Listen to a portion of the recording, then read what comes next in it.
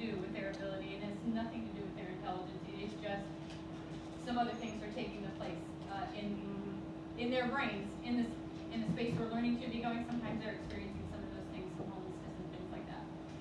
So they asked me to talk to you about the teacher standard 4, and that's how kids learn. And teachers know how kids learn, and they know how to make it happen. And then sometimes that's seeing past some of those things, and that's probably one of the things that's the most interesting thing to me. If I could get up and do the same thing every day, it wouldn't be nearly as exciting as trying to figure out what makes kids tick, what is their hook, what is their level of interest, what is their entry level, and how I can push them without making them feel like I'm pushing them. Let them think they're pushing themselves, pulling them into education, because when they get that education, they have choices and opportunities, and that's what I want for them, and I know that's what you'll want for your students as well. So, this is the most loose-ended PowerPoint ever. It has a lot of pictures. It has almost no words. But that's because I wanted you to see it. If a picture is really worth 1,000 words, you're going to get about 1 million today. I'm going to show you some things that we did. Principals will tell you worksheets don't build dendrites. Their brains, their mapping in their brains is not produced through filling things out and circling things and underlining things, but through interacting with things. And kids learn by doing. We already know that. They learn by doing, they learn by talking to each other, they learn by talking, they learn by moving around. And some of those are some of the things that don't sound like typical school, but that's what we have to be able to make happen in a classroom so that they really do learn and they can teach each other, because that's really powerful. Social learning theory is real and more real every year I'm working in the schools. Social learning theory where kids are saying, oh no, I know how to do that, come here. And they work it out together. And you're like, but that's what I said. Not like that. They said it in a way that it was understandable and it was easy for them. So lots of pictures. So this is the third PowerPoint. So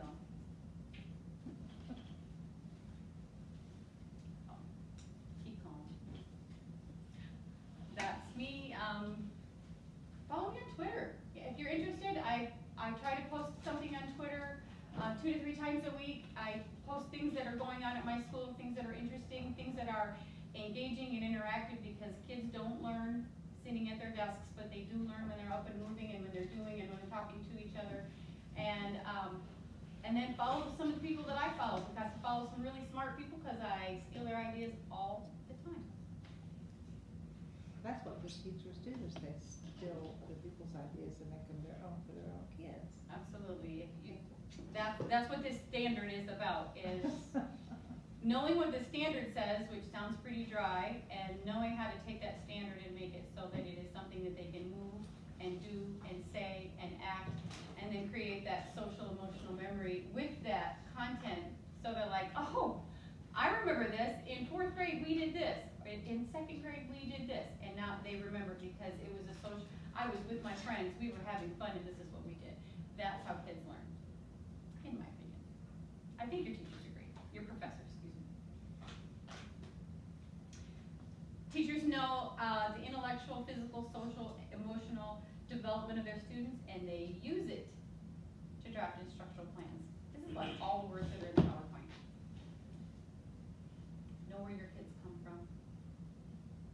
Walk in their neighborhood.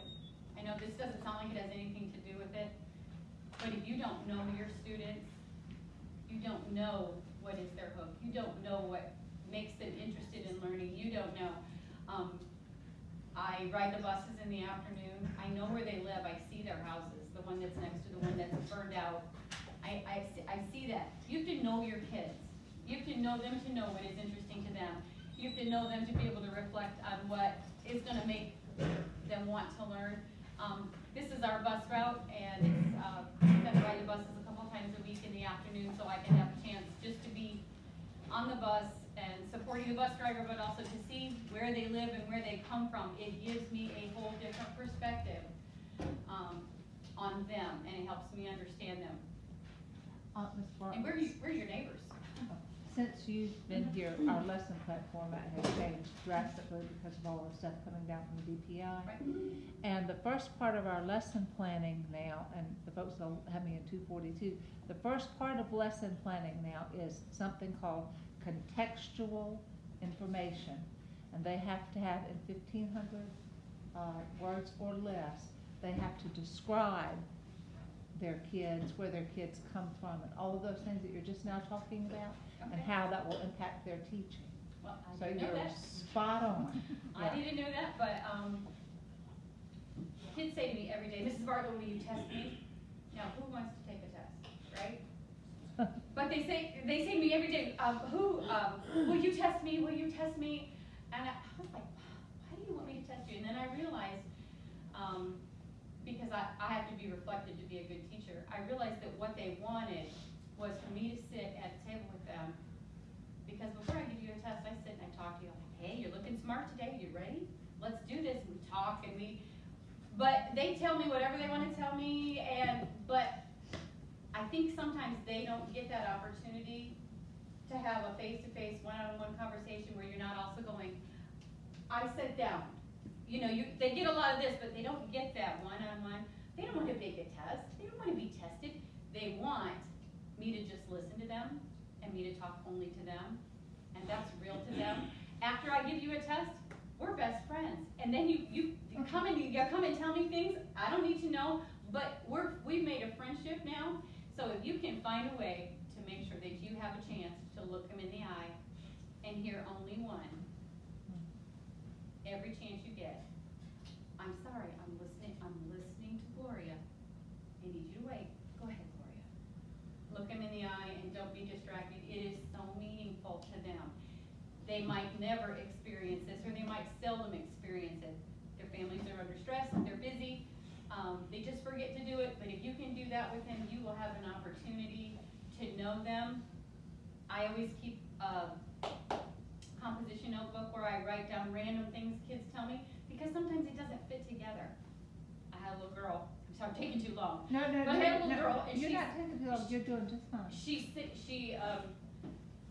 I would have one student get up and share every day in the morning, and what it was my clean off the tables from breakfast time, but it was also their opportunity to practice good social skills of paying attention to the speaker who wasn't the teacher. But anyway, so she was talking and she was telling and she was saying things, and I'm cleaning off the tables and I put them in my little notebook, and then I looked back at it and I realized when she was telling me she was eating hard noodles and that she cooked the dinner and some other things, I began to understand that she was the one who was caring for the baby. I'm a kindergarten teacher. They were having ramen noodles for dinner, and cooking dinner was crumbling them up in the bowl. But if you're busy, you miss that. If you don't take a minute and kind of have a sheet where you just kind of jot down the things they say and have a minute maybe to read it back at the end of the day, just read over it, a couple of children, and put together the things that you're seeing, you won't have their story. And if you don't have their story, you don't have the opportunity to teach them. So think about a way to know where they live, to know where they come from, and to hear what they say, and to let them know that you are listening and paying attention to them. Even if it's you eat lunch with one kid a day. Down at the end of the table. Yeah. Well, I wanted to give them a little context. You want to tell them where your school is located, which will help them understand maybe a little bit. My current school, we are 2 blocks from the dump. Of the dump on Ann Street? Yes, we're two blocks from the dump on Ann Street. Most of the buildings around us are condemned or disheveled, falling apart. Very few children can walk to school because it's not safe. It's not safe. It's a rough neighborhood. We have beggars in the parking lot. It's a rough neighborhood. It's a nice little school, though. I've had students there before, and the teachers are wonderful. We're a high poverty school. We're 100% free and reduced. They pay for nothing. We have a room that serves as a clothes closet. We have a room that serves as for clearing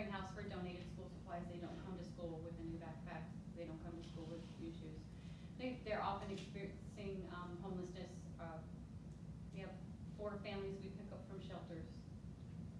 They're experiencing tremendous financial instability and within their homes. Yeah, we're right there along the dump. Yeah. So would it be fair to say that schools absolutely do have, not necessarily responsibility, but absolutely do have the ability to fight poverty in their own school population? Yes. We do. We can't make, school is the best place they come. My first principal used to tell me that this is the best place they come. You have to be your best while you're here to give that, to have the personality go, this is the cleanest place, because our school is old, it's very old, it's not in great shape. They do a lot to keep it clean and looking good, but it's kind of an old and crummy school. Sorry. It is, but it's the best place they come all day. It's got heat, it's got light, the toilets flush, the food is hot. It's the best place they come all day, and parents send us their very best children, and they expect the very best from us. So it's our job to give them that.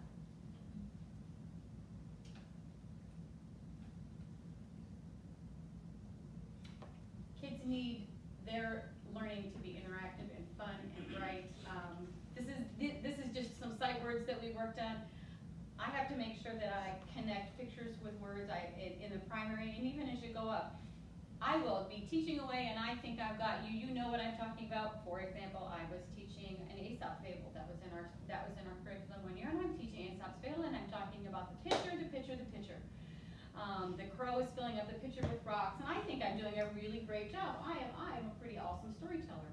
And I'm talking away, and the kids, I look out and I look at their faces, and they're giving me puzzle face, and I was like, oh my gosh, the only picture you know of is in sports. I need to show you a picture.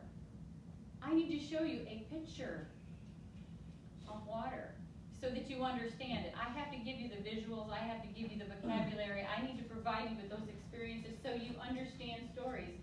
I watch kids read stories in our testing. They were reading one about a gopher. They didn't know it was a gopher. They thought it was a girl. They don't know what a gopher is. Never seen a gopher? Never heard of a gopher. It's really hard to understand a story about a gopher if you don't know a gopher is an animal that lives in the ground. He said, well, she got up in the morning, and then she went back and she got in her bed, and she sat on her bed, and then she pulled up the blankets. This is a story about a gopher. Because they didn't understand the context of it. So whatever I'm doing in class has got to be colorful, interactive. It's got to include lots of pictures, lots of vocabulary, and the pictures and the pictures with the vocabulary tie them together, because you can't assume they know what you're talking about. I'm 56 years old. I am a lot of generations away from a primary student. A lot of generations. My children, my grandchildren are in school. We don't talk in the same language always. I can't assume that they know the language that I'm talking in. I have to make sure they've got lots of bright and beautiful things to work on. We were talking about pinwheels for peace and making those. My little, you have to reach kids where they are and go with what they are interested in. I have to watch cartoons. I have to watch cartoons so I know what they're talking about when they say, Mrs. Bartlett, I got this, I'm going to do this. I'm going to have this kind of birthday party, and I have no idea what you're talking about because I don't have kids anymore. I watch cartoons so that I know what they're talking about, and I know what they're interested in, and I know when they're putting these people into their stories, what, you know, if this is a good fit. I have to know what they're interested in and what they like. Do you watch cartoons? Gotta watch some cartoons so you know what they're talking about and what they're interested in. This is one of the last teacher assistants that I had who worked with me, and I used to tell the kids, Mrs. Cooper speaks with my voice. I need you to understand Mrs. Cooper and I talk, and I know what Ms. Cooper knows, and Ms. Cooper knows what I know. When you are there and you are working, please make sure that the kids know that you have respect for relationships for adults. They might not have respect for relationships with other adults, and they might not see that respect for relationship where when you come into a room you greet people. And I didn't greet you when I came in, I'm sorry. That they might not know that that's a thing to do. So I've got a model. And so Ms. Cooper and I, we always make sure we model things, and we would have social conversations. we'd come back from lunch and we'd be going to the bathroom. And I'd say, Mrs. Cooper, how are you feeling today? Are you feeling well? And so we would have to model these social conversations they might not ever experience. Because that's what, when you go to a job interview, they expect you to come in and present yourself and talk and be polite and make small talk. I need to model that. So that's why there's a picture of Mrs. Cooper and I. Plus we look really cute in our Harry Potter glasses. Shazia. Love me some Shazia.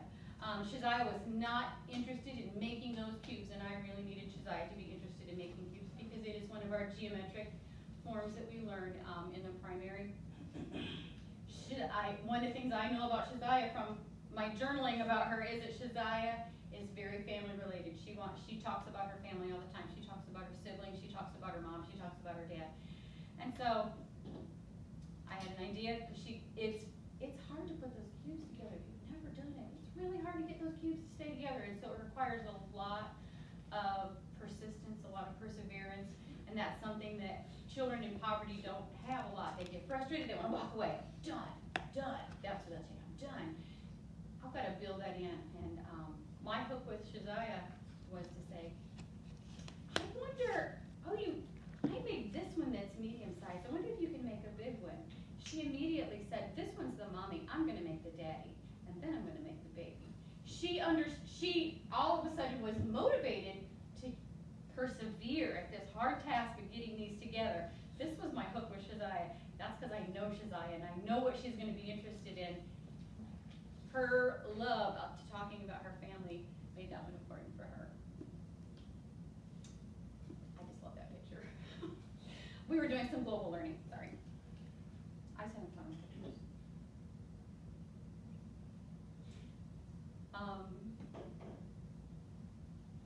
This picture actually goes with the little boys who were playing with a puzzle. That was Rainy Day Recess, and they were doing a superhero puzzle. The little boy who wrote this really struggled to connect with other children. He had some sensory issues, and he really was not. He didn't like to be touched, and he wanted to play with the other kids, but he would always pull back, and he would always pull back. And we had to work through him getting over his desire to do it, but his discomfort with wanting to be close with those other kids. And we finally worked, and he finally wrote this. I was so excited. It says, all of us are good friends. Chase is my friend. My is I. It's a kindergarten thing. I am helping with Superman. He valued so much. Writing was a real struggle for him. He had some OT issues as well.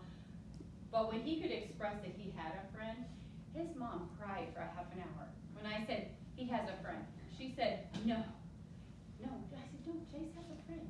Come into class and watch.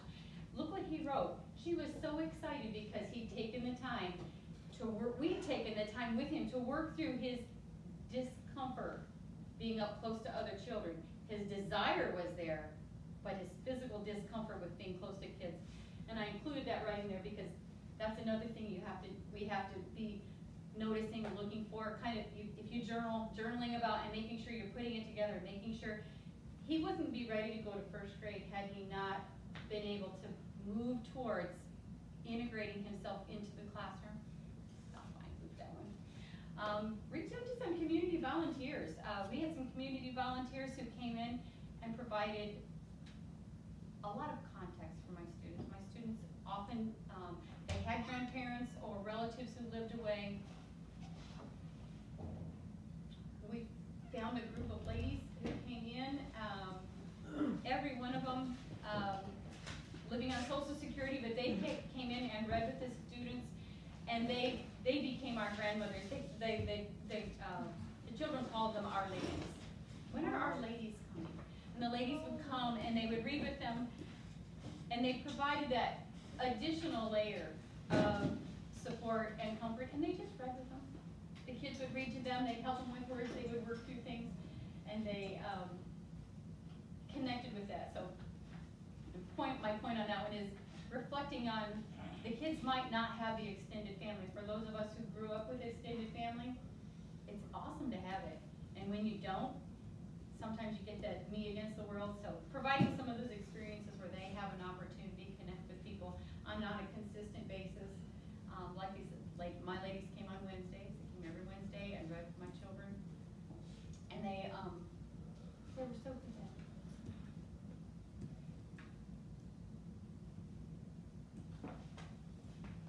Odd pictures, I'm sure.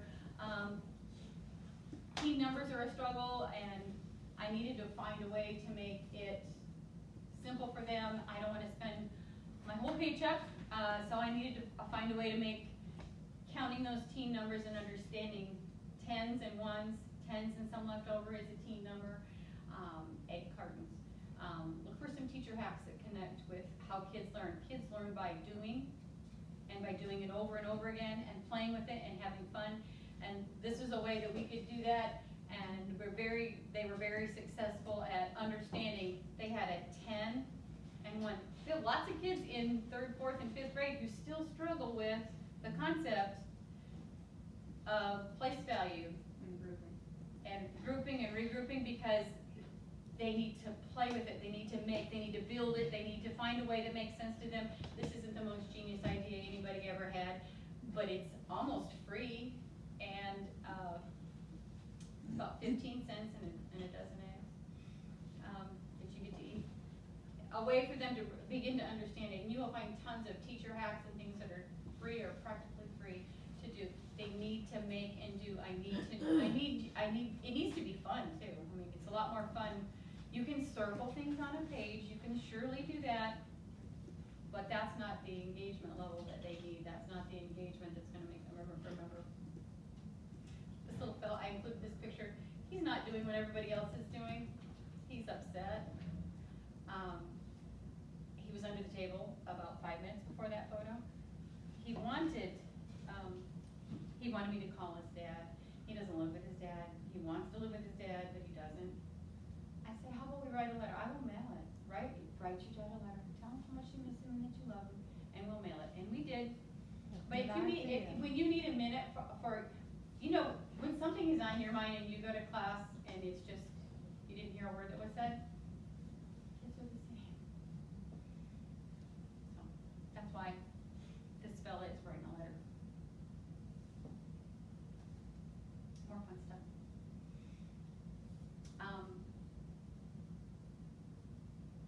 The kids on the far side are building geometric solids. They're going to get to eat it when they're done, which is really very That exciting. marshmallows? Yes, it's very motivating. You can't eat it until you're done. You've got to show me 3 shapes. I'm looking for a way to hook and get you engaged in the learning, and that's very effective. I say this isn't something that's exclusive to kindergartners either. This can apply K through 12. That's Like exactly even what high I'm school. just. Absolutely not. We do it in kindergarten, but you can do it again later, because the 3rd graders are doing a geometry unit that includes almost all of the same shapes, and building them is that constructivist, let's build it, let's understand it. And even though we do it in kindergarten, then they get a little bit of the vocabulary, they get a foundation, and then they can do it again as it comes up through the curriculum, because the curriculum just does this. This is all it does. Well, and I see the reason why I bring that up, I'm secondary education in science. Science is a subject that absolutely can be fun. Mhm. Like, anyone can enjoy Should science. be. The problem is whoever teaches it and how that person teaches it. So if you teach it like it's a chore, children are gonna respond to it like it's a chore. Whereas if you teach it like it's fun, they're gonna have a blast. And I feel like, and it's not just science, but even history can be like that too. English can be like that too. I remember I hated English. To this day, I still do. Like, I love my professors, but these writing intensive classes are really like for the birds. But I hate writing. I hate writing. But I remember one of my most favorite teachers of all time was my English teacher in sophomore year. He was this metalhead who had a shaved head, goatee, tattoos everywhere, but he explained Great Gatsby like it was, this was like early 2000s, so like he explained Great Gatsby like you were at like the junior prom, where it was just a party.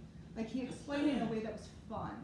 And I feel like that is, And you remember Where it it's- now. I to this day, He I still have him on Facebook. He connected the Great Gatsby with you. Yes. Learning was personal, it was hands-on, it was meaningful, it had this context, you're like, oh, I get that, I didn't know why they did that.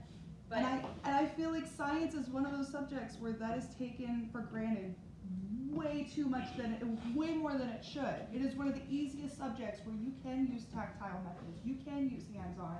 It can be the most fun class that they have all day.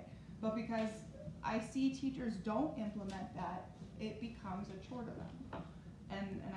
So I feel like, and maybe this is just from my own personal, like I could totally be way off base and like way wrong, but I feel like our generation of teachers moving forward need to keep this in mind when it comes to teaching, especially when you get to the high school level. Kids are getting complacent, they don't want to be there, they want to graduate, they want to get out of there. Make it worth their time. it's true at every level that a child who's engaged doesn't have time to be off task or That's make right. trouble or get in trouble. That's If they're getting right. in trouble a lot, it might be the engagement level in the classroom. that's They're not right. engaged enough to care about what you're doing. A smart person once said to me, the more you talk, the less they listen. And it's absolutely true, and you can see people just zone out. And I'm glad you noticed that this is not just, you can only do this in kindergarten. At every level, these activities and activities like them fit. Yeah, I'm observing a 5th grade classroom, and they were learning about force and motion, and they did something very similar to that and made catapults. And So marshmallows. cool. And they were flinging M&Ms and marshmallows to see which one would go further. I just got done with But engaged Science kids Olympiad. don't mess up. I'm a coach for Science Olympiad at my daughter's school, Mhm. and these are kids that are using hands-on methods to explore science, and they are having the best time of their life. Like, it didn't matter who won at science. We just had our competition 2 weekends ago, and it didn't matter who won. Everyone was having fun. It was fun because it was science. Don't assume kids can't do it. Don't assume that their current IQ level that's tested is accurate. Assume that there is a place to start and that they're gonna move along a progression. Not everybody's gonna move at the same rate. It doesn't mean they won't move. My little friend here, they told me she would never do this. It's not true. She is building words. She shouldn't be able to do that. Based on testing data, and testing is important. I don't mean to trash testing, but I'm just telling you, every child in your room can move. Every child in your room has to be has to start where they are to move forward. Yeah. I'm a bit of an English major, and there are a few words that should be removed from a teacher's vocabulary. And the word "my student cannot" is one of them, or a phrase I should say. Yeah. No teacher should ever say "my student cannot." I work as a coach now, and every teacher needs a safe place to go. I'm so frustrated, this, that, and the other thing. But sometimes our teacher talk can be negative, Yeah. and even amongst our peers, we can be really negative about the things that we say. He can't learn. No, you can't teach.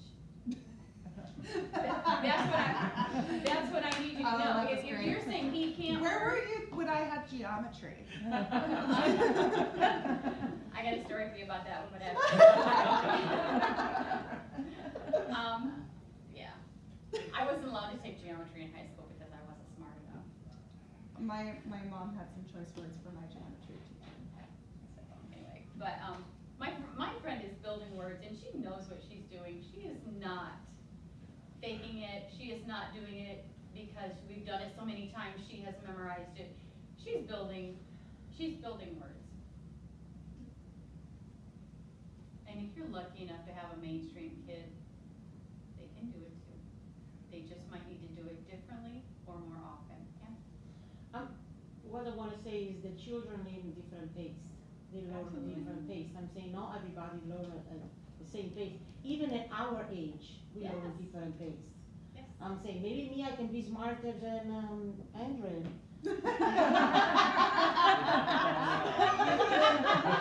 I'm We all just saw that joking red with you. screen It's just because we reflecting have on two your little thumb. teenagers, so I can joke with them, so. Yeah. There was that one question everybody got right. Who got it wrong? Well, That hey, I got third place. We did a Kahoot last week. Oh, did you? And I observe the kindergarten class, and I've learned since I've been observing the kindergarten children, I've been learning that they got different learning capacity, about different learning styles, and I've been learning a lot of that since I've been observing for the kindergarten class. Absolutely, and there's not one idea, and every year is not the same. If every year is the same, maybe you can't teach. You got a different group of kids. That's a little bald, I'm sorry. But people I say, oh, I saved my lesson plans. Why? You have a different group of kids. The scary thing is looking at the, they don't call it scope and sequence, North Carolina, the standards, looking at the standards, this is what you will teach, this is what you will teach. Well, yes, that's what I need to teach, but I have to first start, what do they know? What do you already know, and how do I get you there? That's the trick, and that's the challenge, and that's what makes this job exciting. It's because it's not the same every year. But I think that's one of the aspects that I do like about the standards for lesson planning here in North Carolina is those I can statements. You said that teachers should never say my students cannot. And that, I believe, is the purpose why we have those I can statements, so that children do believe they can do it. Because they can. Any kid can solve the problem that's in front of them. It's just gonna not be at the same pace as everyone else. We don't currently post I can statements. No. We do, or we don't? So that's something that's gone by My the school's wayside. doing it still.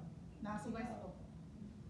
School by school It's not something that the county requires it. requires. So then maybe that's just Massey Hill. Because my cooperating teacher puts the I can statement on the board every day. So does my My teacher and my daughter's teacher does too. For a long time in Cumberland County, it was required. It was required for a long time, the I can statements, the county even typed them all up and had them all as part of the, Standards. within the standards that you can access, they are no longer there.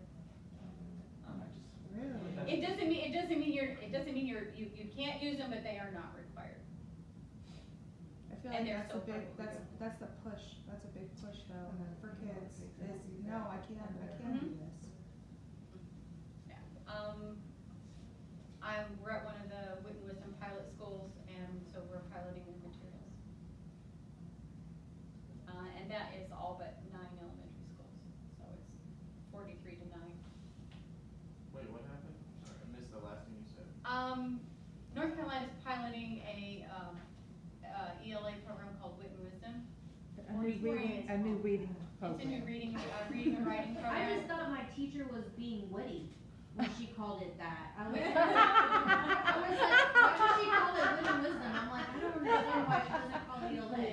I was like, okay, well, that's you do you. Yeah. I didn't think it was a question to ask, it's It's a real being thing. free. No, it's a real thing.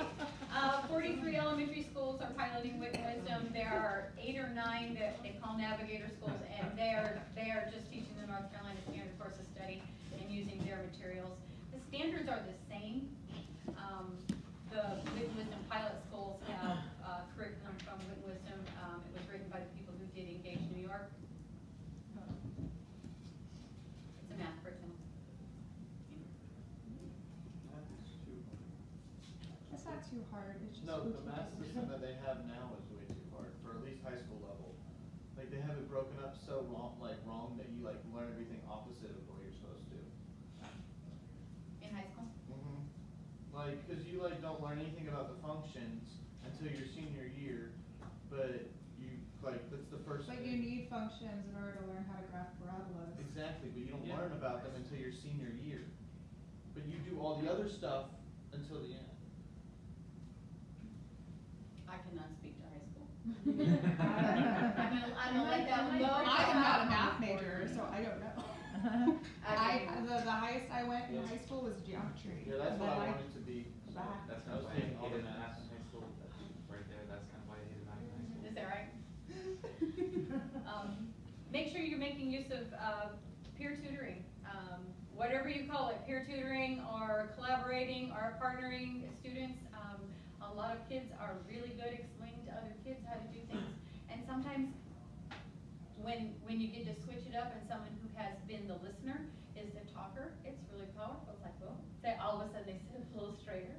And they do some teachery things, and they do whatever move it is, however you hold the book or however you do it. And it's a little embarrassing to see.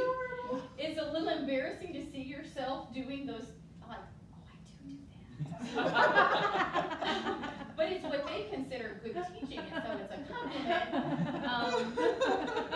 What are you doing? I'm just being you. What, I did that?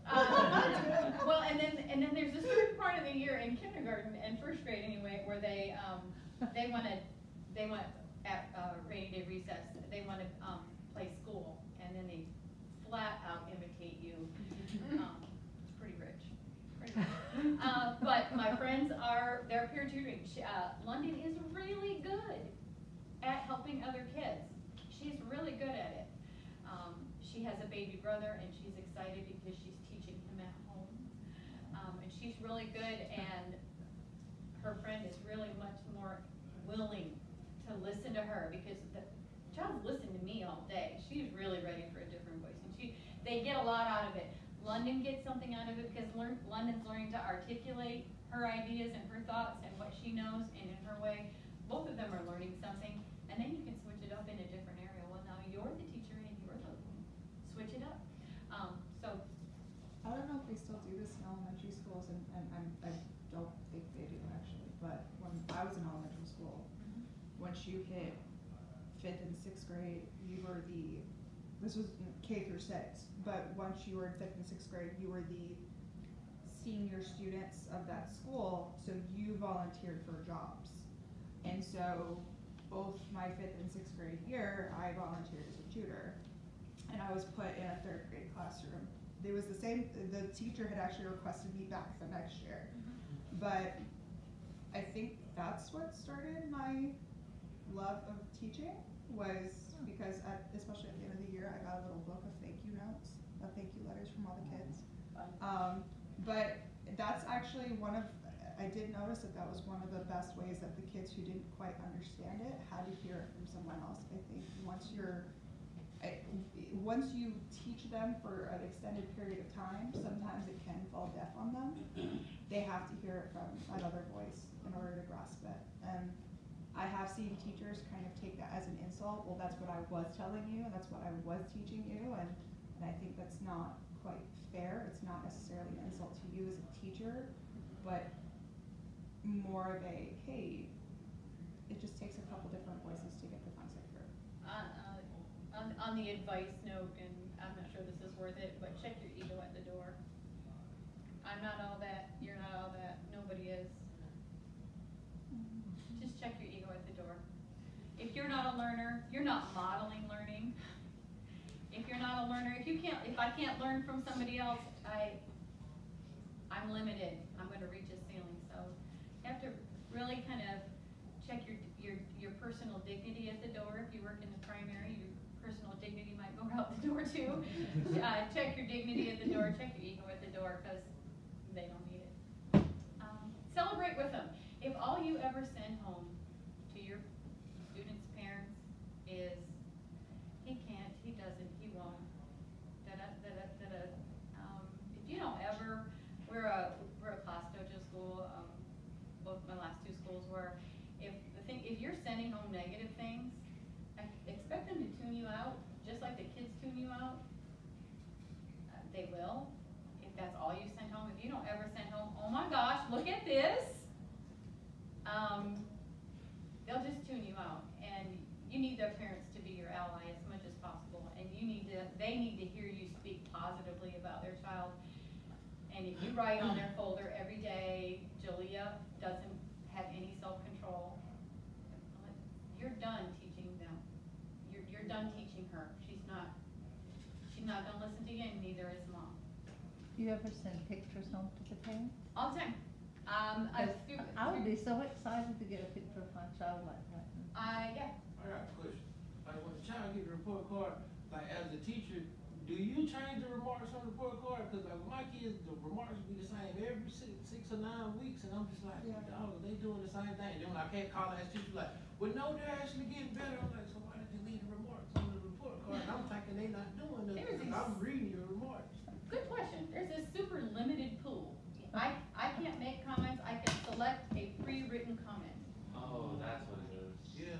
Is every And there are only so many. And at certain grade levels, you're like, I can't find, there is not a good writing comment for kindergarten. There isn't. You don't know how many times. So there's only so many to click. You don't know how many times I've seen a pleasure having class, pleasure having class, pleasure having class. And it's I nice to read. will but- say, Not as it's not terribly meaningful feedback. I get what you're saying. my daughter's kindergarten teacher found a way around that. What she would do is she would print out the report cards, but what she would do is on the back, she would load it in the printer on the back so that she would write individualized remarks on the back for those kids. So my daughter still got the cookie cutter pre-selected message, but on the back, she said exactly what my daughter was doing, how she was doing, and they did change, and they were unique to that however many week period. And the only reason why I asked is because last 9 weeks it said that my daughter's conduct was not good, you know, in class. So this 9 weeks she get a PBIS Kids Award for good conduct. The report card said the same thing. They changed either. Well, with a smile on your face. Hey, teacher, what's up? And is my kid screwing up or is she not screwing up? Yeah. I mean, and report cards always come at the worst time.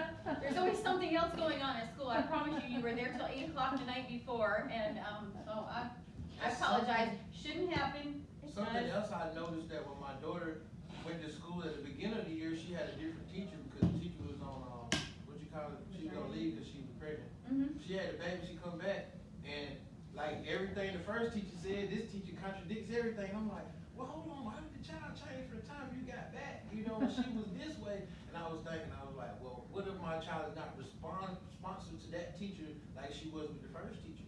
You know? And so that might have been an issue, but I was just sitting there wondering, you know. I was like, she made straight A's and was good. On the first 9 weeks, she came and everything just went downhill, like, you know. Teacher perspective, that's, save some work samples and go ahead and ask, it's a good question.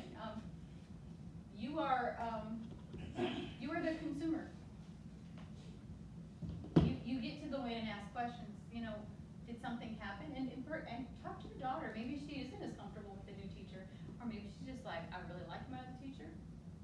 It happens that way. I ain't got time for you. Yeah, you know, they're like, no, but I really like this teacher, she really liked me, I really got her, but, you know, this one not so And much. That's what I These are noticed. good Kids are upfront. conversations, They'll and you tell are you. the consumer. She talked about that first teacher so much, and then when the new teacher, well, she was new, she was her regular classroom. She came back, she don't say nothing about this. I said, well, what's going on? Sometimes, you know, students have a hard time adjusting from, because they get to know that teacher, Yeah. and now that they're gone, they just won't respond well to the new one, or the original one. Well, and we still have teachers who are in, and this is not to bash teachers who come in as lateral entry, that there are very good teachers that are lateral entry teachers. But I've seen lateral entry teachers that really shouldn't be teaching. They really should not be in this. Well, that's why they're doing away with it now, so it's just like. Last year was the first year that more new teachers came in as lateral entry than university trained, and that trend is not changing. When, my senior year, I was taking biology, last science I needed. And, at the start of the semester, we had, she was wonderful, her name was Miss Elvis, I'll never forget her, she was wonderful. She had an interactive notebook, you know, she made learning biology really fun, like, you know, like you were saying. And I enjoyed it, I actually was looking forward to her class every single day, loved taking the notes because she made it fun and interactive. And then out of the blue, she just left, and we had a replacement, Mr. See, that's even the name. I can't remember his name. Mr. No impression. Yes, guys. Peyton, that was his name, Peyton, Mr. Peyton. I just remember thinking how just different his personality was, because she was fun, interactive, you know, excited, you know, you could feel the enthusiasm of her. Him, you just stand up and say, okay, this is what we're going to be talking about today. Monotone. Pretty much monotone. And The more you talk, the less they listen. let me just tell you how bad it got. I spent the whole class jotting down the number of times you said okay. I got up to the 2,000 range. And that was just within the 90-minute class period that we had. That's something I would have done. I will say that rule though, the more you talk, the less they listen. I found an exception to that rule. It's Dr. Scott Robertson down the hall. He teaches all, Yes. he's an assistant professor in biology, and he's very lecture heavy, but he's enthusiastic and he's inflected and he engages his class and he's led. And he doesn't think he would, but I personally think he'd make a great high school teacher. Relationships matter. If you are not in a relationship, and I hope that doesn't sound weird to you, but if you're not in a relationship with the children in your classroom, you'll really struggle to teach them because you don't understand them. Be in a relationship, that's what sending pictures home, yeah. Speaking of like advocates and relationships, I'm a special ed major. How many special like needs kids or disabilities do you have in your class? Like on average? I used to have a quarter of my students would be special needs, identified special needs. There's the other unnamed portion. There are children you know have a special need who will not be identified until soon, forever. If your mom is not, if your family is not motivated or interested in having you be identified, you're not identified. You might not get the help you need, but it's still your job to reach them. So the unidentified ones are not gonna get the help unless you are that teacher. Be that teacher. Have you ever had to take anything to due process?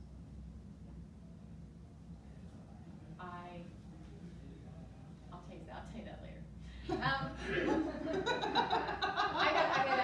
I had a parent press charges, against me, and it was unfounded, but it was a real trial. A child with special needs? Nope, not, probably by now, but not at that time, yes. He had just gotten violent in the classroom, and I bear hugged him until I could, to maintain the safety of my other children. It happens. That's a fight. Yeah. That's at school they consider that a fight. If you hold it, like if two kids get into it and the other kid just holds the kid, it's a fight. I don't understand. Hat pass. I put this in here. Schools do lots of fun things where they, we're having hat day, we're having tie day, or whatever. This is just my take on it, and the only reason I included this in here is we make hats. Because if your mom worked until 11 o'clock and you just barely made it on the bus, you probably don't have a hat, but you really wanted to wear a hat. So make hats. Don't leave them out. It's not their fault that mom picks them up from the babysitter at 11, because that's when she gets off work.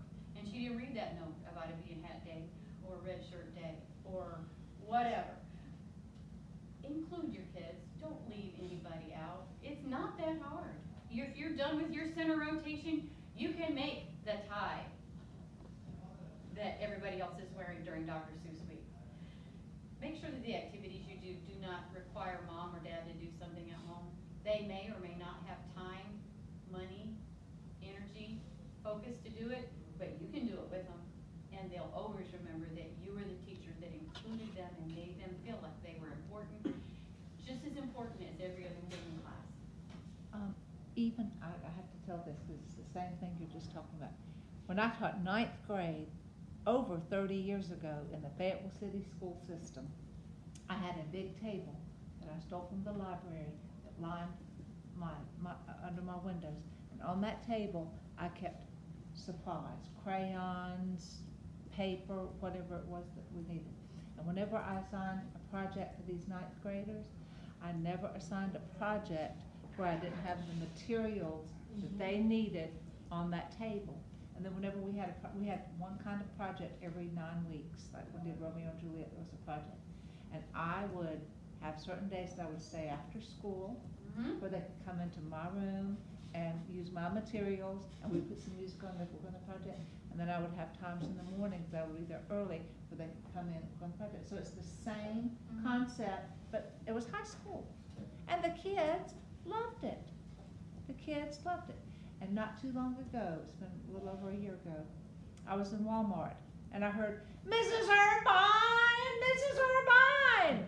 Okay, that might be me. And it was one of my students that I had in the 9th grade, who was now 41 years old. He said, I remember you, Miss Irvine. And I'm wondering, and as you're saying that, I'm wondering if it's because I did the things that you're talking about. Does it? I did even at high school, and it's amazing the kids that you will reach when you offer those kind of opportunities. I'm sorry. They will never forget how you make them feel. Yeah. If you make them feel like they belong and they're important and they're valued, they will never forget. And there is a quote too from Maya Angelou that she said, people is going to forget what you said, but they will never forget the way you make them feel. And I think that one is so, it's an amazing quote that we should to have out, you know, in every classroom, actually at the door. You know, because I think children, especially at that age, they are so influenceable. I'm saying you got like, Even the big ones. yeah, even the big ones, but it started at age, you know. And the thing is, it says, for example, you say before, the little girl, she was modeling you, she was, because you are that example. I'm saying, so they model that example. I'm saying, of course, if they're gonna have a teacher that she's gonna be only yelling, what do you think is gonna do the child? You think that, it's like, you know what, if the teacher does it, I can do it too. The number of times a day I say, am I yelling at you?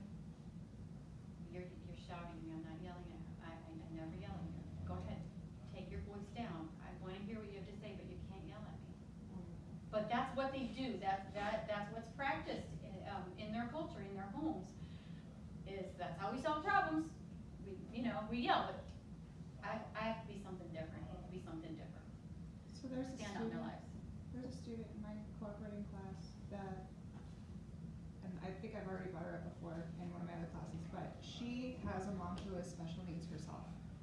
So in her house, mentally, she is the adult. And her mother relies on her a lot for that.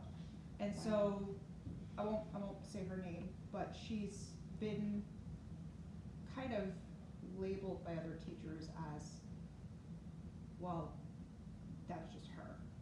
That's just how she is. With this negative connotation that she's a bad kid. When in reality, they don't understand that she's got a lot going on for a 17-year-old. And with all of that on her plate, not only with her mother who relies on her, but her siblings as well.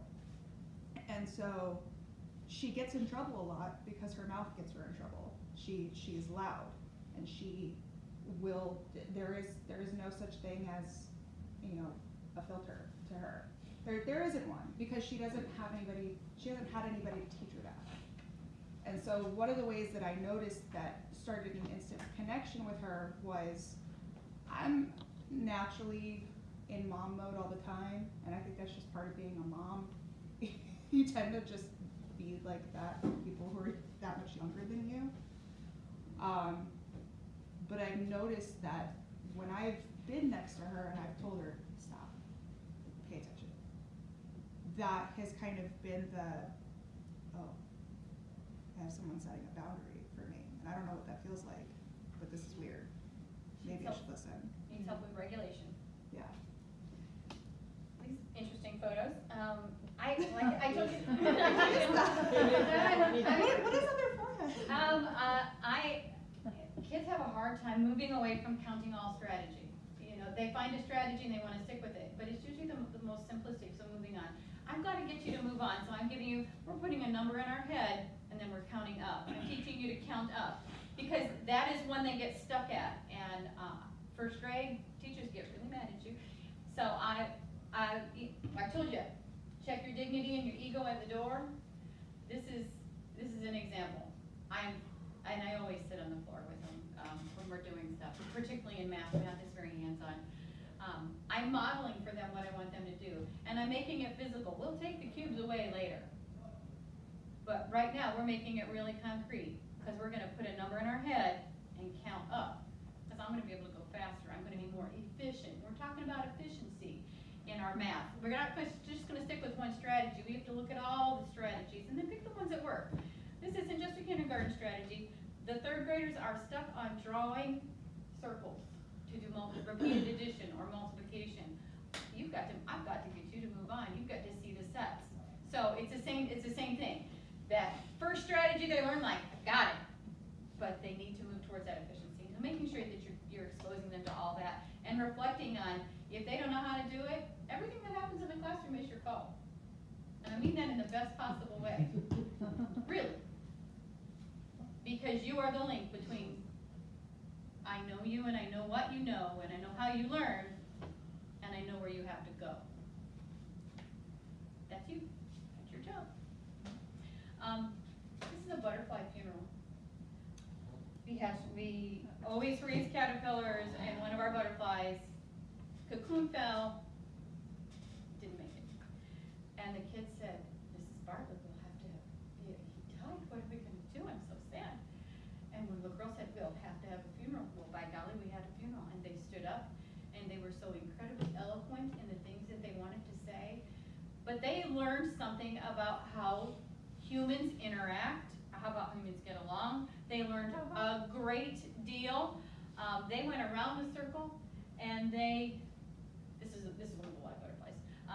The funeral was later, sorry. But they expressed their feelings. You know, that's not cool. Talk about your feelings in front of other people, but they did a really good job, and I was really proud of them in the way that we released the ones that could be released, and then we did have a funeral, a real live funeral for a butterfly. It's meaningful. There's a process of grieving too, for little children like that. The first funeral you go to Yeah. should not be someone close to you. You should have that experience of knowing how it goes and knowing what it feels like to feel really sad and to be upset about things, and how to comfort somebody, or how to be comforted, and how to move on. So they need experiences to process what they're learning. They need experiences to learn how to interact with other people. And that's one of the things that we get to do with them, no matter what age they are. I got a question. You bet. When you were doing the counting game, what's the funniest number that you heard a student say? Oh, they always And say, you just couldn't hold it.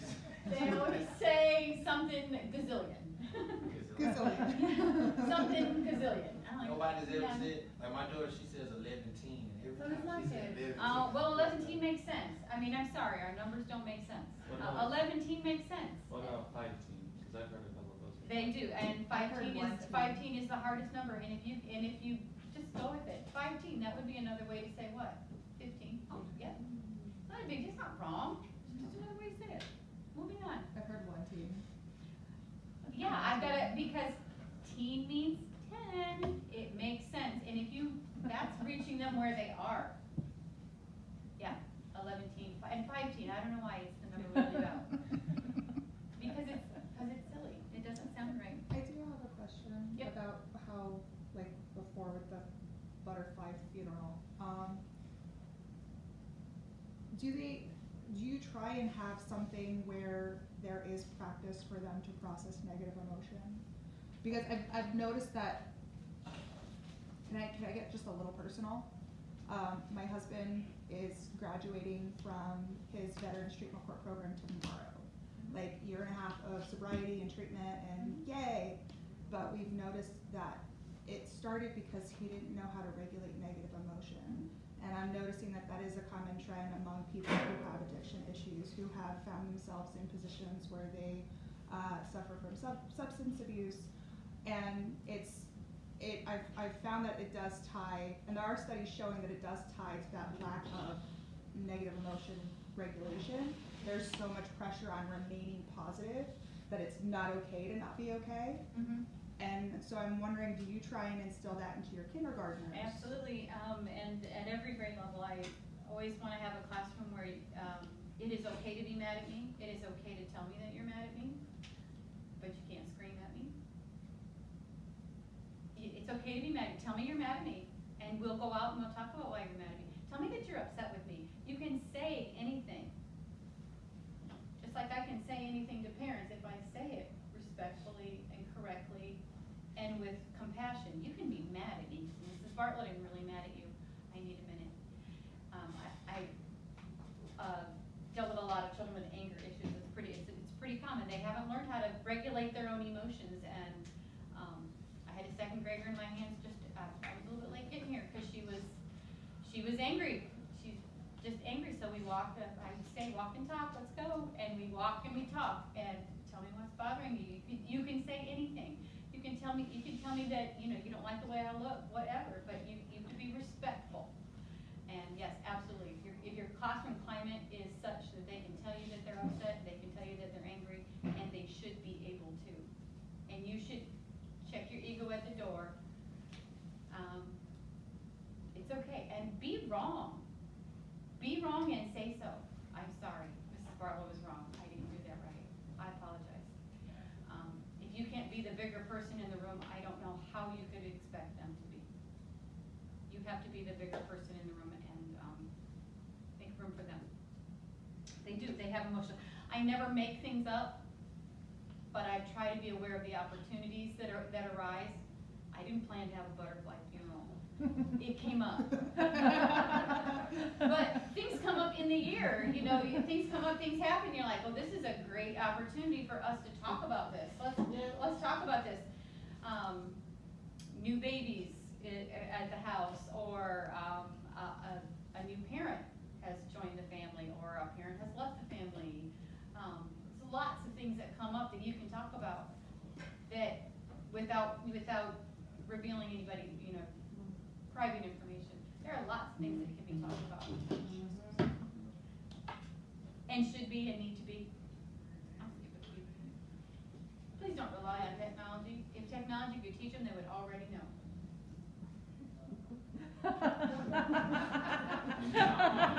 I love and use technology.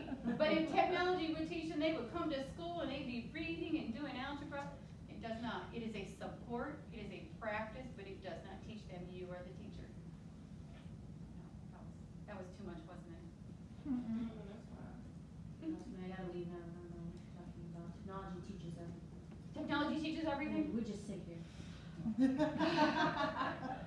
Well, I mean, YouTube. yeah, hand the kids your phone. What can't they do? They can do everything, but if they don't know what they need to know, they need you to make the connections, and they need you to teach them what it meant and the relationships. School is all about relationships. My mom just started a messenger profile for my sister, and she keeps telling me to start one for my daughter, and I'm like, why are you doing this to me? Like, we've already gotten this far without a tablet. Write a letter. Like, Tell her to write a letter. write a letter. As much as you can, connect their learning. And this is a book we did in math. And they're using their tools, and they're exploring the book, and they're using some math tools in with literacy and any connections that you can make, because that brain that you have is amazing, is only more amazing when it's when the information is connected and things cross over, and you say, oh, this is a math thing and we're doing it in reading. Oh, this is a reading thing and we're doing it in math. This reminds me of science. And pretty soon they pick up on that being a cool thing to do. But connecting their learning is what makes their brains dense and intense. Chef Boyardee. Yes, that's not Chef Boyardee. I'm the chef from Polar Express. Oh. And that chef is an amazing dancer. Check your dignity at the door. They need to have a little fun. It needs to be interesting. For real.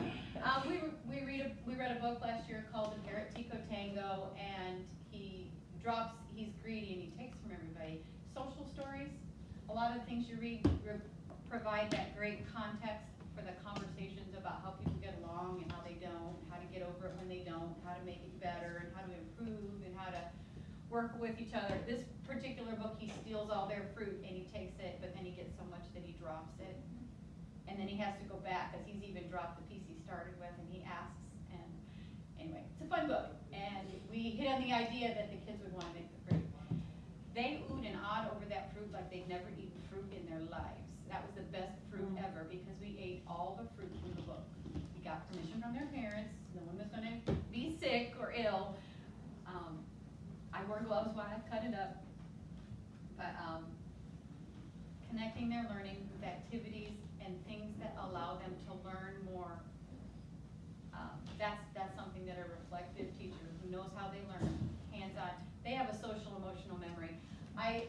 hear from my students. They call me.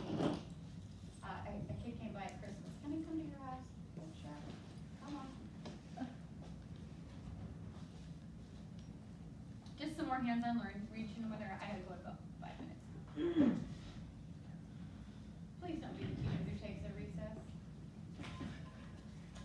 I read something that they're not allowed to do It's that. against the law. Yeah. And it's against the law, but if you say, oh, Takes their recess. I'm not, It's the recess. don't take the recess. My last day was in the computer lab. I'm still trying to figure out why my kid doesn't have recess until 2 o'clock in the afternoon. Schedule. And then they wonder why the kids are so unruly. The child who can't sit still is not improved by not being able to play. It wouldn't work for me, doesn't work for them. Make sure that they have, everything they do doesn't have to be sitting at a table. They have to sit at a table some, but opportunities to stand and work, move around and work, be on the carpet and work, use flexible seating. I use scoop chairs, but there's lots of them and there's lots of hacks on that. Kids who still need to rock because that comfort zone, it's okay. Comfort yourself, it's all right. They need to feel like your room is a safe place, always. And don't forget to dance. A lot. Dance a lot. That's Go Noodle. The 5th graders doing some of the science, they're doing force and motion, friction and gravity activities. What do you think he's learning with puppets? Looks like he's just playing, right? Dialogue. Do you know how hard dialogue is to write? Very hard to write, but you know it's a lot easier to write if you've practiced it. Uh-huh.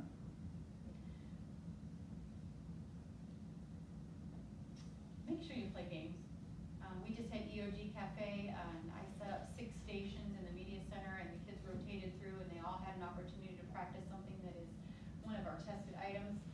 Making sure that their activities were quiet, loud, but every activity was engaging. Kids only learn if they're interested, if they're bored, you're talking or not. And this is one of my student teacher, she's a 5th grader. I'm calling her a student teacher, but she's a 5th grader. She's teaching the calculator station. She was awesome at teaching the calculator station. She did a great job. Expose them to the world. A lot of children in Cumberland County think Fayetteville is the only place they'll ever go. Expose them to the world. Read a story from someplace else. Know that there are other people and people who talk differently or might look differently or go different places or do things a little bit differently are interesting and fun. Open the world to them. That's reaching them where they are. That's, oh, another game. That's Factile. It's a Jeopardy. It's free. None of these kids are misbehaving. Paris is doing a great job. She's leading through the activities, but they've got something in their hands. There's something that they're doing. They're not just listening. They're, all right, let's try this. Now let's try this. They're experimenting. They're having an opportunity. Kids can't learn if they're just sitting still. We've got 4th graders read Hatchet. I had a survival expert come to school and talk to them about building a shelter and surviving in the woods. Oh my goodness, every one of them had to write at the end of this module, wrote about building a shelter. Duh. Because they had an experience to go with it. They understood it because he came to school and he showed them how to, they built a model inside and then they went outside and they stacked up sticks and they made a shelter and they made a leaf bed and the whole thing. They had an experience that helped them learn and helped them understand how they, why would you do that? Well, it could happen. You need one. When they interact with history, let it be personal. What you saw in the paper. This, I know it's a stark photo. What the kids were doing was they were taking iconic civil rights photos and they were personalizing them and reenacting them. It was in the paper a couple weeks ago. Is that the wax museum? Yeah, it wasn't the wax museum. It was the Sunday paper at the beginning of March. We had a child portray Rosa Parks. They had read about them, studied about them, and then they recreated tells us we could make up some iconic photos. The kids can tell you a great deal about these characters. Not that they did, not just that they read about, but that they had an opportunity to interact with personally. Because learning is personal. And when you make it personal, each one of those kids can tell you something very unique about them. We had, our kindergartners are not up to going out field trips right now. We had the museum come to us, and she came in and she brought the artifacts in, came in costume, and did a really good job with them. But it's all about the exposures. They are doing, they're talking about sensory words in 4th grade, and he was taking a sensory quiz, and he was tasting things and trying to figure out what they were without seeing them or smelling them. So, building their sensory vocabulary. These girls were making gifts. It's important for kids to know how to have that social emotional memory, and that's it.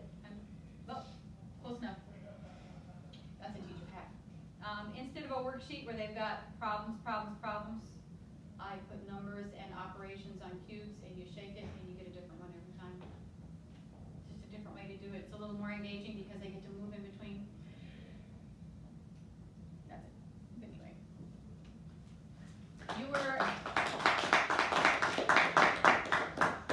Thank you so much. You guys were a lot of fun. I was really glad that you jumped in and